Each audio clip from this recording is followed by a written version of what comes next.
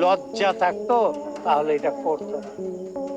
লজ্জা থাকলে এখানে জানা গেছে ডিপজলের দেওয়া তথ্যের ভিত্তিতেই অভিনেতা ডনকে গ্রেপ্তার করা হয়।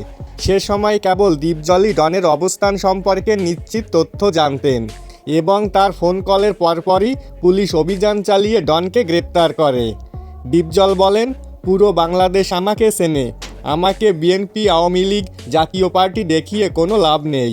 আমি নিজেই ডিপজল, আমি ডিপজলই যথেষ্ট।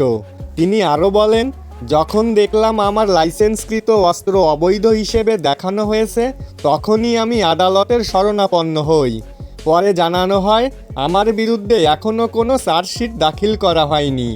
অতীতে একটি মিথ্যা অস্ত্র মামলায় আমাকে জড়ানোর চেষ্টা করা হয়েছিল, এমন অভিযোগও রয়েছে।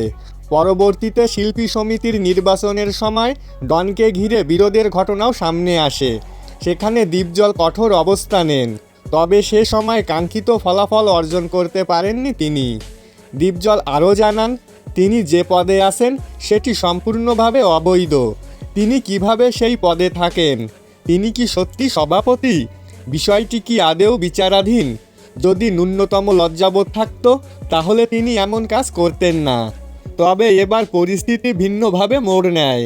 নির্ভরযোগ্য তথ্য ও অবস্থান নিশ্চিত করে পুলিশকে জানানো হলে দীর্ঘদিনের পলাতক ডনকে গ্রেপ্তার করা সম্ভব হয়।